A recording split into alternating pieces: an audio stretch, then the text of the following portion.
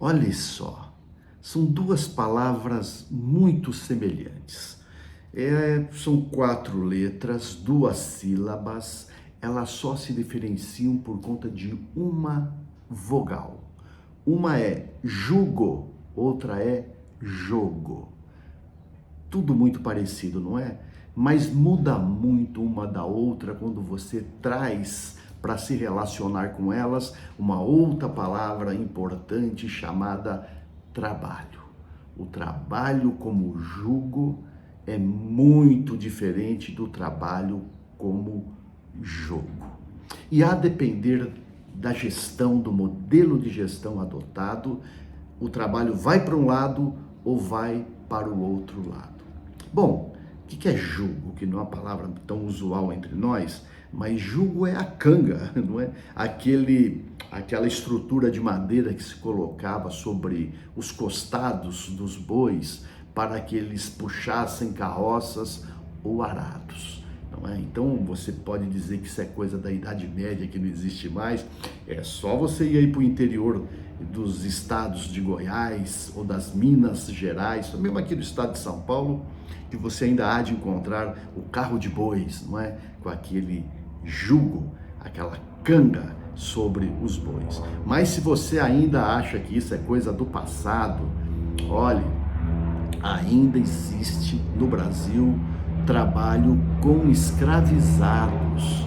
Recentemente, muitas denúncias apareceram sobre a canga sobre seres humanos, como se elas fossem bois, não é? Trabalhando sem nenhum sentido, nenhum significado, apenas submetidas à força e autoridade, que é o que caracteriza o trabalho jugo e não por jogo.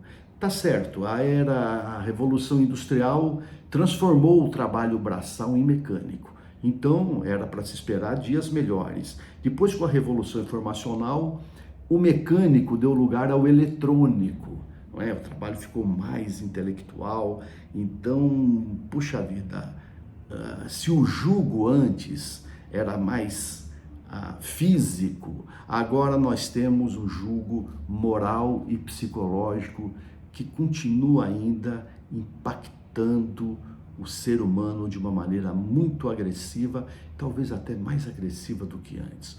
O trabalho rotineiro antes, sem sentido ou significado, continua sendo um jugo que maltrata e deforma pessoas ainda nos dias de hoje. Então vamos falar do trabalho como um jogo, que é como ele deveria ser. Ele deveria ser desafiador e divertido, como um jogo.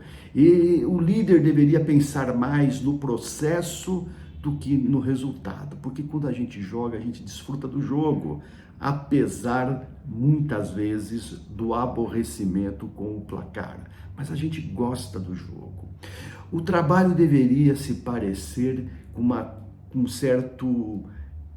certa compatibilidade entre desafio e aptidões. E o trabalho do líder é esse, como é que ele calibra o desafio de maneira a explorar ao máximo a aptidão das pessoas. Não tão elevado que as pessoas se sintam frustradas e não pouco elevado ou muito pouco desafiador a ponto das pessoas se sentirem entediadas. Então é calibrar o desafio para que aproveite o máximo das aptidões das pessoas e, mais que isso, para que as próprias pessoas descubram em si mesmas aptidões que não conheciam.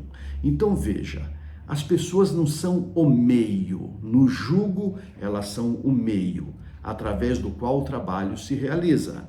No jogo, o trabalho é o meio, não a pessoa.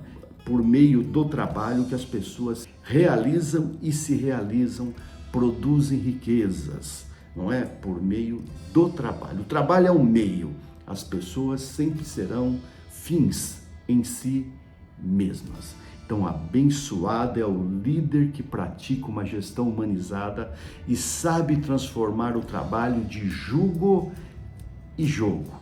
E, portanto, contribui para que as pessoas realizam e evoluam e se transformem como seres humanos. Troque a letrinha e você vai ver a baita diferença que isso faz.